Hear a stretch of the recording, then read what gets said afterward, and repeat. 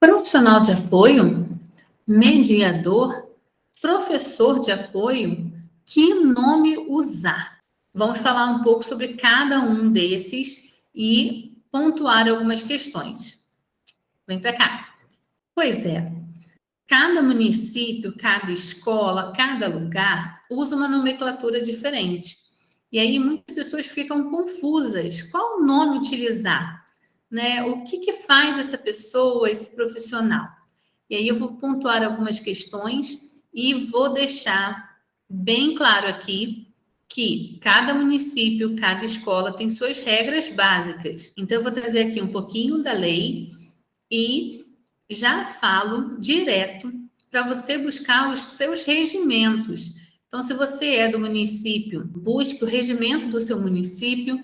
Se você é do estado, busque as deliberações do seu estado. Se você é de uma escola particular, busque o projeto político-pedagógico, busque algum regimento que diga as suas atribuições ou as atribuições do profissional que está atendendo seu filho ou desse colega que está lá na sua sala e que você talvez não saiba muito o que é nem como chamar. A LBI, Lei Brasileira de Inclusão, ela fala sobre o profissional de apoio.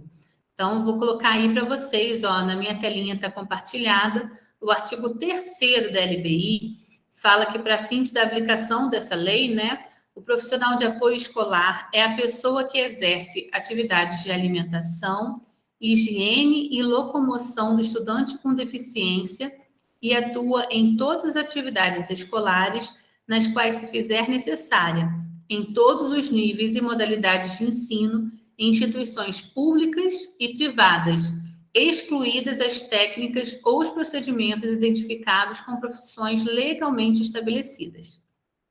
Vou traduzir. A Lei Brasileira de Inclusão, ela fala sobre o profissional de apoio. Ela não fala professor, ela não fala mediador. Ela fala desse profissional. E pela Lei Brasileira de Inclusão, esse profissional, ele tem as atribuições de cuidar da parte de locomoção, ou seja, para auxiliar que esse aluno se movimente no espaço da escola, a alimentação, porque a gente sabe que tem alunos que têm grande dificuldade motora, né, para engolir ou para levar o alimento até a boca e auxiliar nesse suporte. Higiene, porque alguns alunos precisam desse suporte para ir ao banheiro, eles não têm ainda autonomia, talvez uma troca de fralda, por isso essa função. E auxílio em todas as atividades escolares. Na visão da LBI, esse profissional, ele dá suporte ao professor para que seja feita a adaptação curricular desse aluno. O profissional de apoio, ele não é professor, ele talvez tenha ensino médio, que é o ideal, mas ele não tem nenhuma, pela LBI, ele não tem nenhuma formação específica na área. Ele está ali para dar suporte aos profissionais da escola para que seja feita a adaptação curricular desse aluno. Então, ele cuida mais dessa parte prática da escola, né, com alimentação, locomoção, higiene, e auxilia nas atividades. Ele não produz nenhuma atividade para o aluno e ele não adapta nada. Ele ajuda nessa aplicação. A LBI ainda fala de um atendente pessoal ou cuidador. É a pessoa, membro ou não da família, que com ou sem remuneração assiste ou presta cuidados básicos e essenciais à pessoa com deficiência no exercício de suas atividades diárias, excluídas as técnicas ou os procedimentos identificados como profissões legalmente estabelecidas. Então, na escola, a gente não fala desse cuidador membro da família. Por quê? Porque a escola ela deve ofertar esse profissional que auxilia nas atividades de locomoção, alimentação e nas atividades escolares. Mas a gente pode pensar nesse cuidador em situações em que o aluno tem uma necessidade maior de cuidado. E aí, cuidado que a gente fala é, às vezes, um suporte maior. Então, alguns municípios fazem assim, oferecem mediadores ou professores de apoio, que tem uma parte maior pedagogicamente falando, e ofertam cuidadores, que às vezes não é de uma criança só, ele é um suporte específico para aquela escola, e aí ele cuida dessas partes mais específicas, de alimentação e higiene, principalmente. Então, o cuidador dentro do ambiente escolar seria mais ou menos aquela pessoa que ficaria com a parte de alimentação e de higiene, e dentro de sala de aula teria alguém com essa parte mais pedagógica. O mediador escolar. Talvez seja o termo que eu, particularmente, menos goste, mas talvez seja o termo mais usado. Mediador é o cargo que determinado indivíduo executa como intermediário entre duas partes distintas que normalmente se opõem. E é por isso que eu não gosto muito do termo. Mediador, parece que existem duas pessoas em conflito e tem alguém ali no meio para apaziguar. O que não é verdade, né? Porque o professor está ali na escola também querendo fazer a inclusão do aluno, também está querendo ensinar para o aluno, oferecer suporte ao aluno.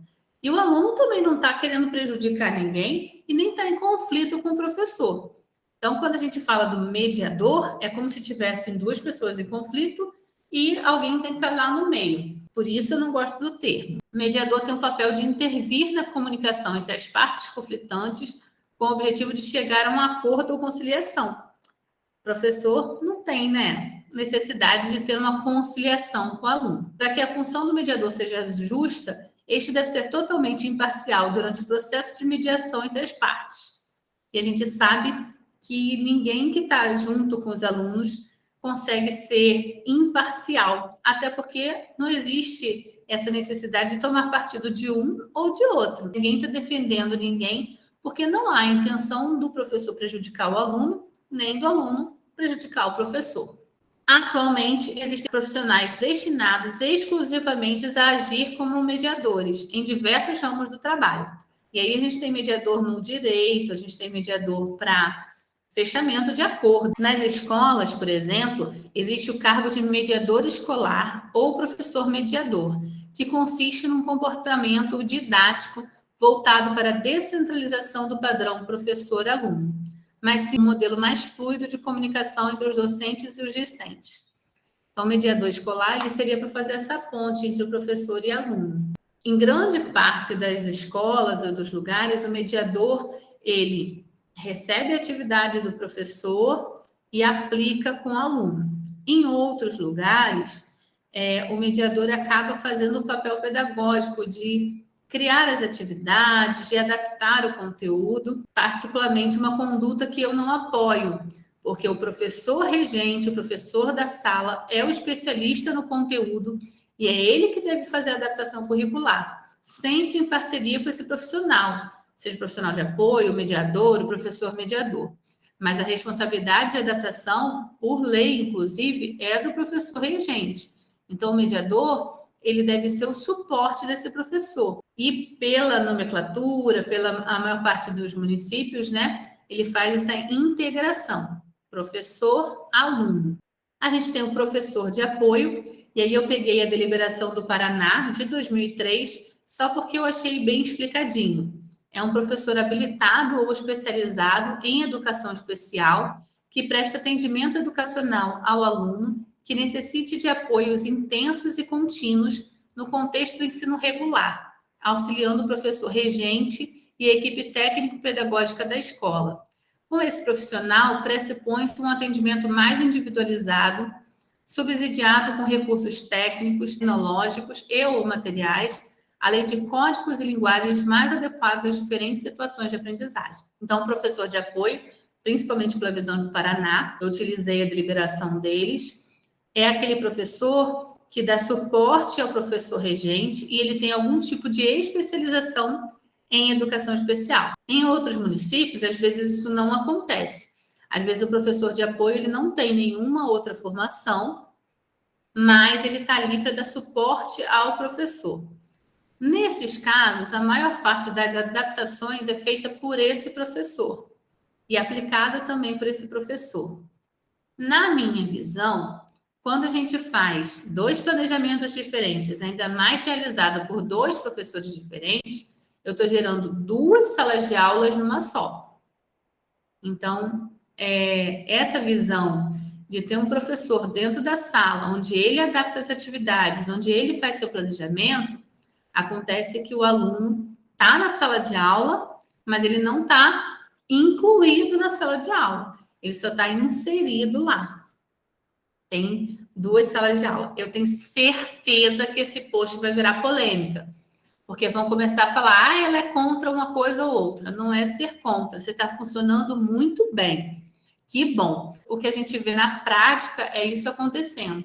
O aluno fica lá afastadinho, lá no cantinho da sala, com o professor, na melhor das intenções, às vezes fazendo um trabalho que estimula muito o aluno, mas com essa divisão. O aluno está lá na sala, fazendo uma coisa totalmente diferente, e o outro professor está dando um conteúdo também totalmente diferente. Quando esses 2 professores, que é o ideal, é o mais legal, quando esses professores trabalham juntinhos, em parceria, pensando nesse planejamento juntos para fazer uma inclusão de verdade, aí é show. Não interessa qual profissional, seja o professor de apoio, seja o mediador, profissional, se ele está junto, em parceria com o professor, essa é bacana. Aí a gente tem também uma outra nomenclatura, que é o agente de apoio à educação especial. É uma nomenclatura utilizada pela Prefeitura Municipal do Rio de Janeiro.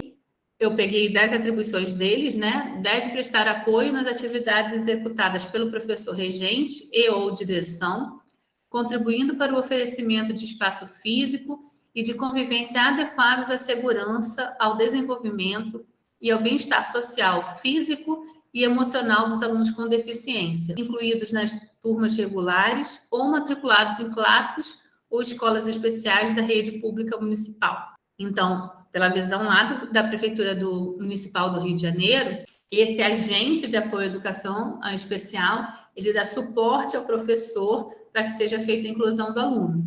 Né? É uma outra nomenclatura que também é mais ou menos parecida com o profissional de apoio. Tem também a bidocência, que é mais ou menos como o professor especial, né? O professor de apoio.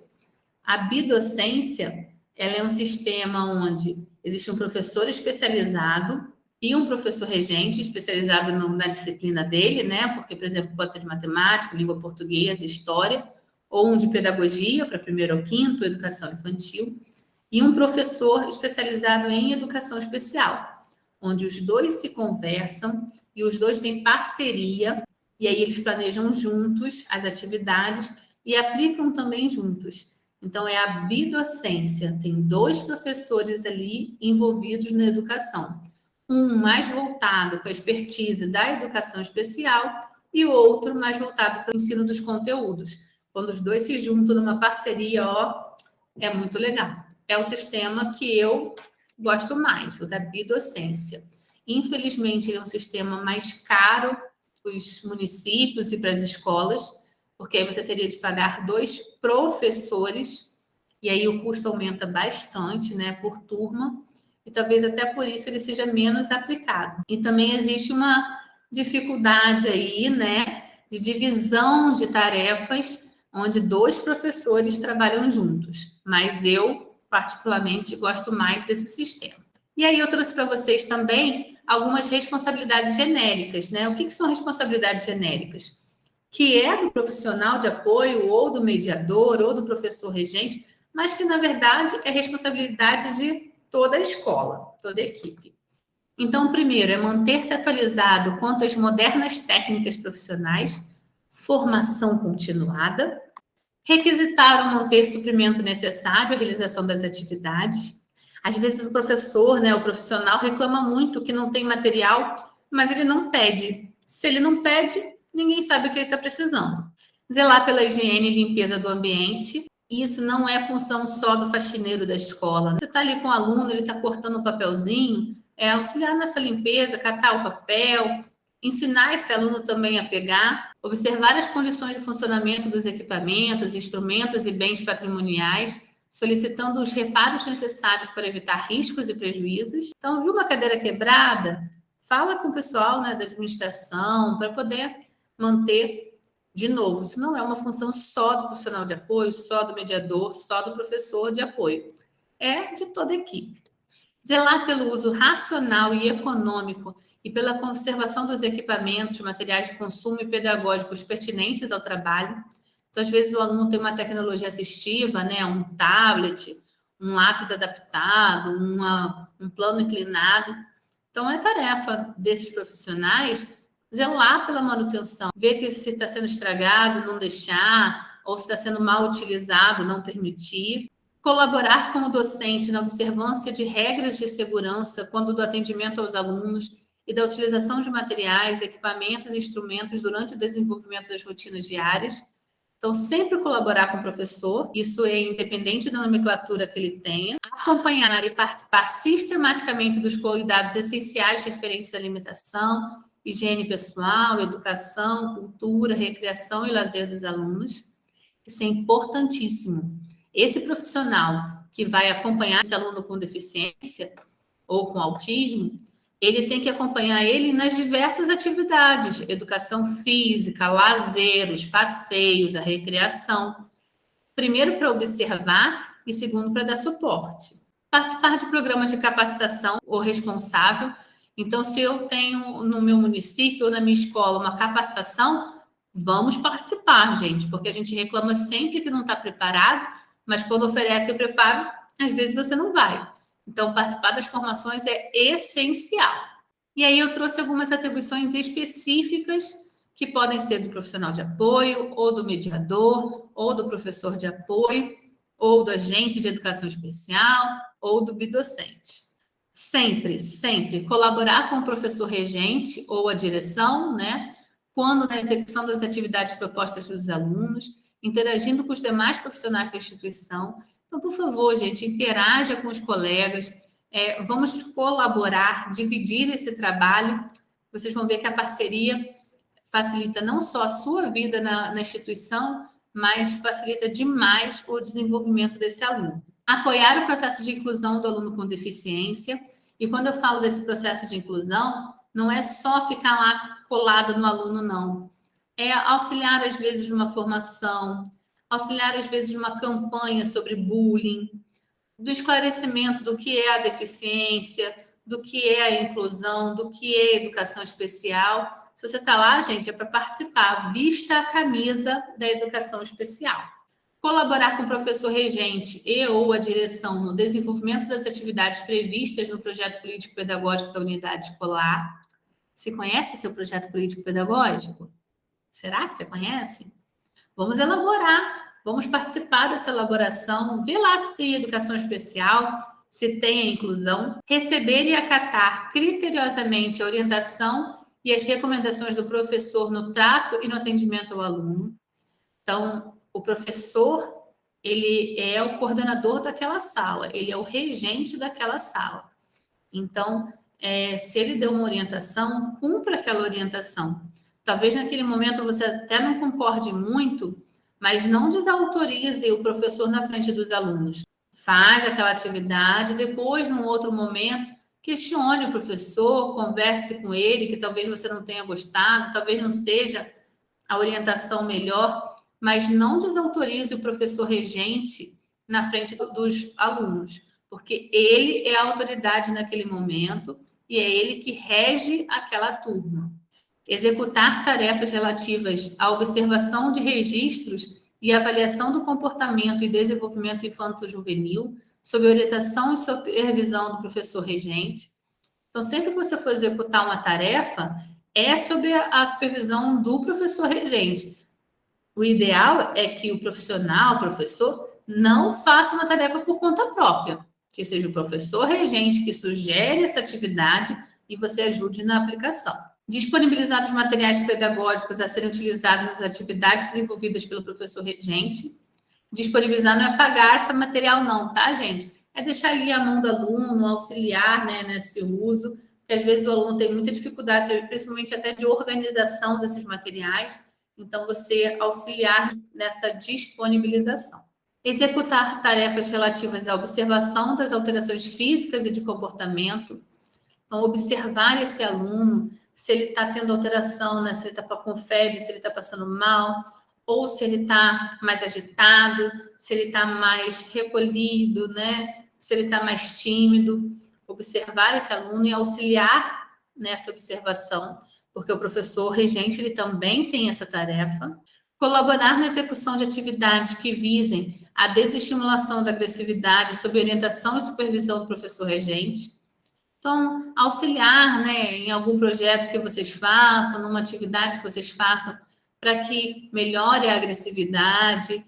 Às vezes, a gente tem condutas aí a serem seguidas. Então, quando é para ser seguida, é pelo professor regente e também por esse profissional. Colaborar na estimulação da independência do aluno, em especial no que tange aos hábitos alimentares, de acordo com as orientações dos técnicos responsáveis. Então, a educação especial, o foco principal é trabalhar a autonomia desse aluno. Esse profissional, seja ele a nomenclatura que ele tiver, mediador, professor, ele deve sempre focar na autonomia do aluno. Então, o que esse aluno puder fazer sozinho, deixe ele fazer. Mesmo que demore um pouco mais, mesmo que tenha alguma dificuldade, mas deixe ele fazer. E aí é importante até buscar a orientação desse técnico, né? Se ele come amassadinho, se ele come os pedaços, se ele bebe no canudo, se ele não bebe, qual o tipo de suporte ele necessita. Responsabilizar-se pela alimentação direta dos alunos, né, dos berçários, e aí porque berçários são pequenininhos mesmo. Cuidar da higiene do asseio dos alunos sob sua responsabilidade, pensar na higiene, na limpeza desse aluno.